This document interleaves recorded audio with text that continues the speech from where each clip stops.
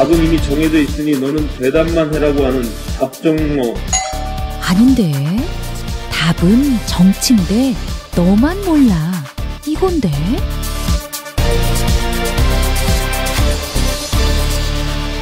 국민보좌관 김성회의 답정너.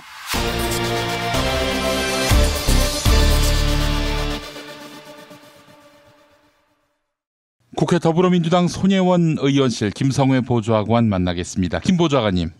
네, 안녕하세요. 예, 자유한국당은 지금 풍비박산 상황인 것 같고 민주당은 당대표 선출을 위한 전당대회 분위기가 고조되고 있고요.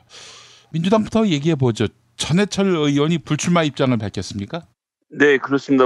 본인 페이스북을 통해서 어제 글을 썼고 내가 당대표가 되지 않더라도 필요한 자리에서 할 일을 하겠다라는 입장을 표명을 했습니다. 결국은 불출마 선언을 한 것으로 보이고요. 그동안에는 굉장히 준비를 많이 했던 걸로 알고 있는데. 예, 상당히 심혈을 기울여서 준비했고 이번에 당을 바꾸기 위해서 그리고 지금 나오는 모든 당대표들이 그렇습니다만 어쨌거나 문재인 정부의 중후반기를 담당하는 당대표로서 다음번 공천을 책임지고 문재인 정부의 성공을 위해서 헌신할 사람을 뽑는 선거 아니겠습니까? 그 점엔 누구도 이론이 없을 것 같고요. 그런 점에 있어서 본인이 적임자임을 피력하면서 대화를 나눠왔고 특히나 이제 김진표 최재성 의원과 함께 입장을 정리하겠다라고 했었는데요. 그렇게 입장이 정리가 된 것 같지는 않고 어쨌든 전해철 의원은 본인이 출마하지 않는 것으로 정리를 했습니다. 누구보다도 문재인 정부의 성공을 바라는 전해철 의원의 입장에서 본인의 역할이 따로 있다고 생각을 한 것 같고요. 이제 앞으로 어떤 행보를 보일지는 또 지켜보면 되지 않을까 싶습니다. 어쨌거나 전해철 의원 정도 연배로 당대표가 내려오게 되면 나이라는 것이 모든 것을 설명해 주는 건 아닙니다만 어쨌든 새로운 세대 교체의 신호탄이 될 수 있었는데 이제 그런 점에서 좀 아쉽고요. 본인이 앞으로 어떤 역할을 하게 될지는 또 한번 지켜보도록 해야 될 것 같습니다. 알겠습니다. 김진표 의원은 또 출마 입장을 밝혔고요. 예, 첫째도 경제, 둘째도 경제, 셋째도 경제에서 본인이 가장 잘 갖고 있는 장점인 경제 문제를 중심으로 당대표 선거를 뛰어보겠다라는 입장 하나 하고 선언문 내용 전반적으로는 맞춤형인 거죠. 권리당원의 권리 확대를 위해서 이런저런 노력하겠다는 것 하나 하고 다른 한편으로는 경제, 아까 좀 말씀드린 대로 경제에 대해서 해결책들을 내놓겠다. 누구보다도 경제 전문가가 나 아니냐라는 말씀을 하시는 거고요. 이제 거기에 대해서는 민주당의 경제 정책을 짜는 데 있어서 보수적이라는 비판을 듣긴 하지만 어쨌든 경제 정책 통으로서의 본인의 역할이 있었던 거니까요. 이제 그런 점을 어필을 하겠다는 점으로 보이고요. 근데 사실 김진표 의원이 금융실명제를 비롯해서 개혁 입법에 있어서는 그 그림자를 남겼던 인물입니다. 나름대로 자취를 남겼고 역할을 분명히 했었단 말이죠. 그래서 보수적인 관료 출신이다. 이렇게만 보기는 어려운 측면이 있다라는 지적도 있어요. 네, 그렇습니다. 다른 정치인들에 비해서는 본인의 노선이 비교적 정확하기 때문에 당대표를 뽑는 데서도 마찬가지인 겁니다. 그런 입장에 대해서 정확히 알 수 있는 사람 본인 드러내놓은 상태니까 거기에 맞춰서 대의원들과 권리당원들이 선택을 하는 문제겠죠. 제가 지금 누구를 찍자 누구를 찍지 말자 말씀드리는 것이 아니기 때문에 그렇죠. 예. 정책에 대한 호불호는 둘째치고 김진표 의원은 이 사람이 이렇게 하겠구나라는 그림이 좀 정확하게 그려지는 스타일 아니겠습니까? 예. 저희가 다 미루어 짐작할 수 있는 내용들이고 하기 때문에 그 내용에 맞춰서 권리당원들이 판단하시면 될 것 같고 제가 보기에 이제 재밌었던 지점은 당대표 출사표의 절반 가까이 할애해서 권리당원들의 권리 증진을 위해서 이런저런 일들을 하겠다라는 입장을 밝혔다는 점이 저는 참 격세지감이라는 생각이 들었습니다. 예. 지금까지 두루뭉술하게 국민을 위해서 당원을 위해서 이렇게 하겠다라는 이야기를 했던 사람들은 많지만 권리당원이란 실질적으로 입당을 해서 당비를 내면서 당 문제에 적극적으로 개입하는 예전에는 없었던 층이 등장한 거 아닙니까? 권리당원이라는 것이 예전에도 있었지만 사실 아는 사람들은 다 아시겠지만 동원해서 당원들을 가입을 시키고 그 가입한 당원들에게 어떤 경우에 부탁을 하고 어떤 경우는 당비 대납을 해가면서 권리당원을 만들어서 그 권리당원이 당의 민주주의를 보여주느냐 했던 것도 사실 이제 민주당의 하여튼 부족한 역사였거든요. 예. 그런데 이제 그런 점을 넘어서서 실질적으로 표를 갖고 있고 그 누구에 의해서도 좌지우지 되지 않는 권리당원들의 숫자가 뭐 이제 폭증한 거 아닙니까? 뭐 그 누구라고 하면 좀 그런 것은 대부분의 경우에는 우리 문재인 당시 당대표가 흔들리면서 선관위에서 모바일에서 당원 가입이 허용되는 순간이 있었어요. 그게 전 모멘텀이라고 보는데 그전에는 팩스로 지역위원회나 해당 시도당에다가 입당원서를 집어넣어야 입당이 되던 그런 구시대적 방식에서는 사람들이 적응을 못하다가 김용민이가 그렇게 입당했어요. 자유한국당에. 아, 예.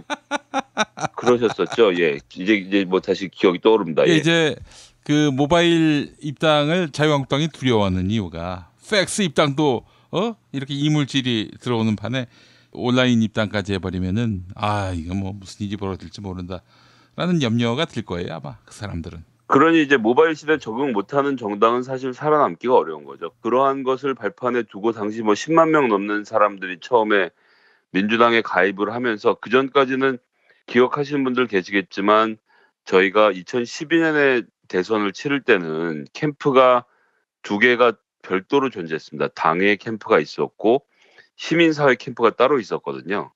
그때만 해도 나는 시민사회에서 문재인을 돕는 것이지 민주당을 돕는 건 아니야. 이제 이런 입장이었단 말이죠. 예. 근데 그 사이에 시간이 흐르고 그러한 흐름들이 이제 하나로 합쳐지면서 나는 민주당원으로서 우리 문재인 후보를 지지할 거야. 나는 민주당원으로서 우리 문재인 당대표를 지지하기 위해서 권리당원이 됐어.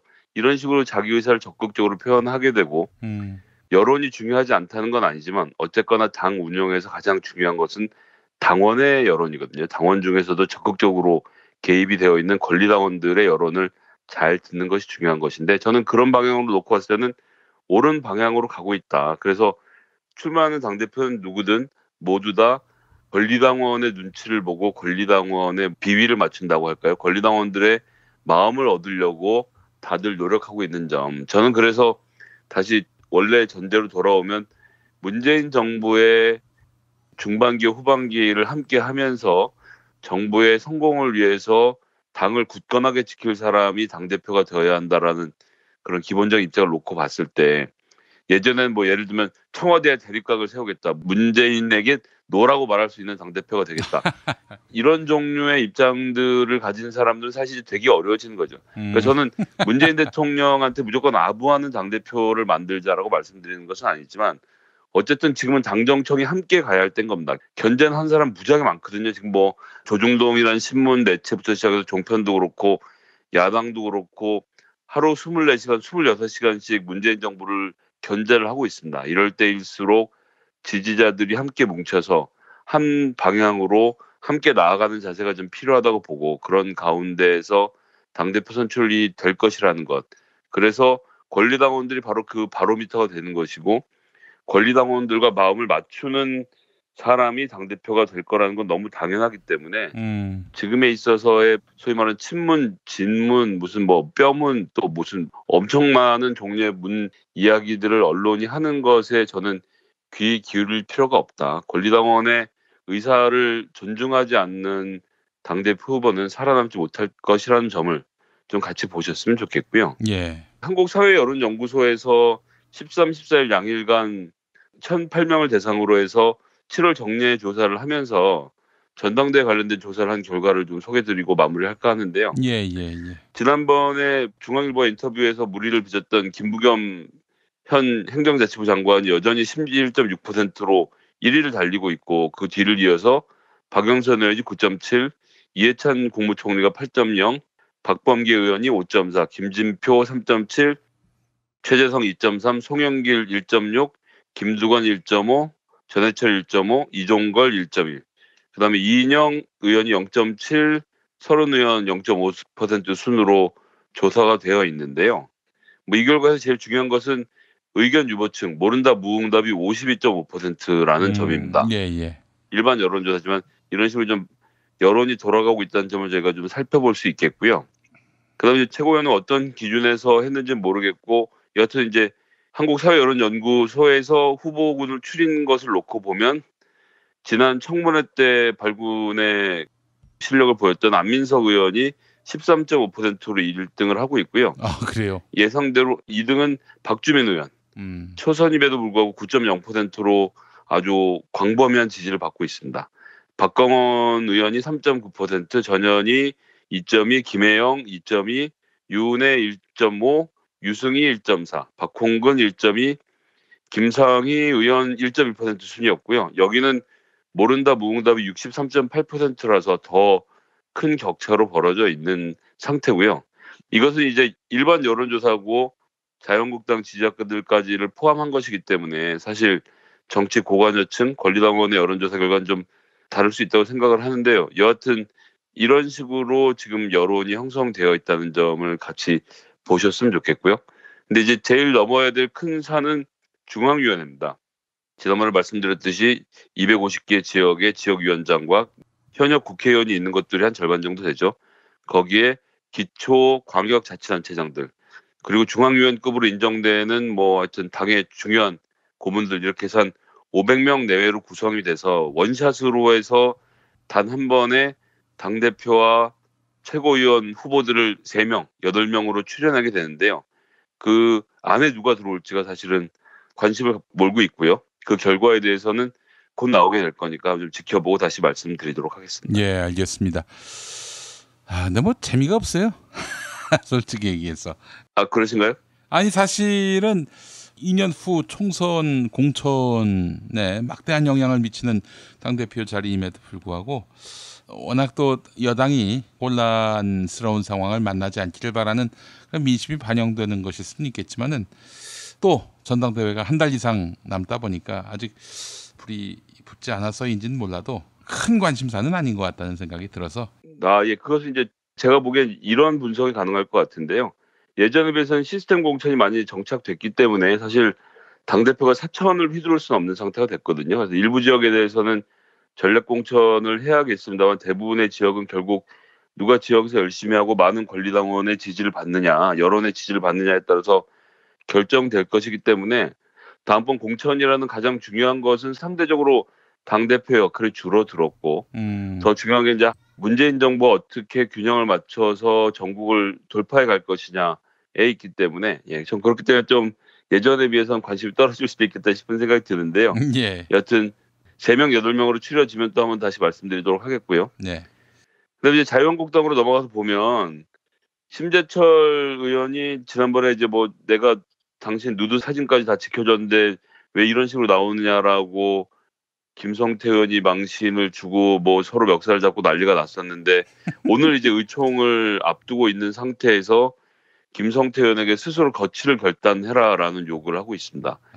이게 저는 안에서 봤을 때 절차를 지키지 않았다. 상임정국위원회 구성을 의결해야 되는데 그런 절차가 없었다. 뭐 이러쿵저러쿵 따지고 있는데 저는 이런 비상 상황에서 절차도 중요하지만 사실 일을 잘하는 게 중요한데 이런 이야기가 나온다는 자체가 비례위원회가 구성돼도 크게 달라지지 않을 거라는 점에서 암담하다는 말씀을 드린 겁니다. 무슨 얘기냐면 지금 전당대회를 열어서 확실히 다음번 공천까지를 책임질 당 지도부라고 한다면 당 의원들이 그 명령을 듣고 이런저런 행동을 보이겠지만 사실 뭐 지금 비대위원회에서 6개월도 한다고 뭐가 달라지겠습니까? 지금 현재 있는 비대위원장 김성태 위원장도 저렇게 영이 안 서서 맥을 못 추고 있는데 원내대표임에도 불구하고 말이죠.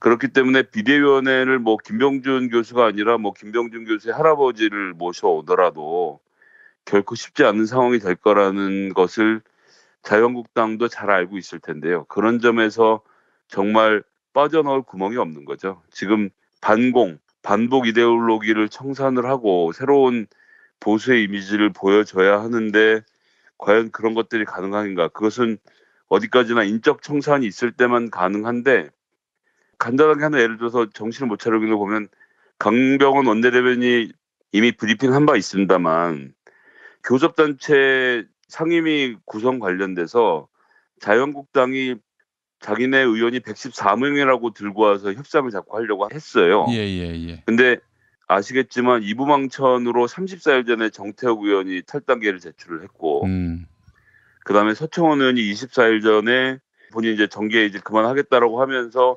탈당계를 제출했는데 이 두 사람에 대한 처리를 아직도 하지 않고 그러니까 자유한국당 의원이 112명임에도 불구하고 아직도 정태욱 의원과 서청원 의원이 자기 당 의원이라는 식으로 하면서 상임위 협상을 하고 있는 것이 바로 김성태 의원의 본 모습입니다. 아니 그 아직 탈당계를 수리하지 않았어요?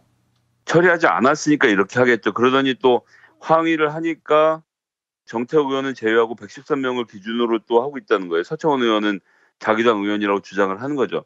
이게 지금 김성태 비대위원장의 본 모습입니다. 지금 이런 상태로 하는데 무슨 미래가 있겠나 싶은 생각이 저는 자꾸 들고요. 지금 상임위원장 누구 맡고 상임위 몇 개 가고 이런 게 자유한국당한테 전혀 중요한 일이 아닙니다. 지금 이 문제에 대해서 전혀 파악을 못하고 있다는 것이 너무나도 안타깝고요. 그리고 자유한국당이 지금 잘못 생각하고 있는 것이 문재인 정부의 개혁 입법을 더 어깃장을 놔서 문재인 정부를 곤혹스럽게 하면 본인들의 지지율이 올라갈 거라는 생각, 이거 버려야 합니다. 지금은 나라 경제가 비상사태이고 모두가 함께 힘을 모아서 필요한 개혁 입법, 뭐 지금 당장 최저임금만 하더라도 중소상공인들의 숨통을 트이기 위해서는 대기업의 무분별한 프랜차이즈 수수료 올리는 문제라든지 신용카드 수수료 문제, 임대료의 안정화 문제 이런 것들이 다 법적으로 처리되어야 하는 일이거든요. 그런데 자유한국당은 문재인 정부에게 경제정책 똑바로 하라고 호통은 치면서도 이러한 개혁 입법에 대해서는 전혀 동의를 하지 않고 있는데요. 그렇게 돼서 경제가 어려워지면 사람들이 자유한국당으로 눈길을 돌릴 것이냐. 그것이 아니라는 겁니다. 왜냐하면 지금 현재 자유한국당은 민주당이 잘못한다고 해서 사람들이 마음을 줄 수 있는 정당이 아니거든요. 여론조사를 해보면 자유한국당의 지지도가 낮은 것은 둘째치고 혐오감이 너무 높은 것이 더 큰 문제입니다. 자유한국당에 혹시나 마음을 줄 수 있는 중도층이 자유한국당으로부터 마음을 너무나도 멀리 떼어놓고 있는 것이 현실입니다. 그렇기 때문에 이 개혁 입법에 적극적으로 협조하고 그리고 인적 쇄신과 사상적 쇄신을 통해서 자유한국당이 거듭나지 않으면 다음번 총선에서는 과연 이 이름표가 살아있을까? 저는 걱정입니다. 민주당이 일당 독재를 할 수는 없는 거 아니겠습니까? 그런 점에서 놓고 봤을 때 견제 세력이 필요한데 자유한국당은 그런 역할을 하기 어렵겠다는 생각이 자꾸 들고요. 제가 뭐 경고할 주제는 안 됩니다만 정말 경고 드리는 것은 개혁 입법과 관련돼서 이것은 개혁이 아니라 생존 입법입니다. 우리나라 국민들이 함께 살기 위한 상생 입법이고 생존 입법인데 이런 정책에 대해서는 제발 좀 지금이라도 함께 동조하고 법안을 통과시켜줬으면 좋겠고요. 그런 속에서 차별화된 경제정책으로 민심을 얻으려고 노력하기를 정말 간곡하게 부탁을 드리겠습니다. 예, 정말 하는 짓이 개와 같습니다. 별명이 들깨라면서요. 예, 그렇죠. 뭐 개에 대한 비유를 참 많이 하는 정당인데, 하여튼 뭐라고 말씀을 드릴 게 없습니다. 정말 제발 좀 정신 차렸으면 좋겠다라는 간곡한 부탁을 드리겠습니다. 예, 알겠습니다. 김성회 보좌관님 오늘 말씀 잘 들었습니다. 네, 감사합니다.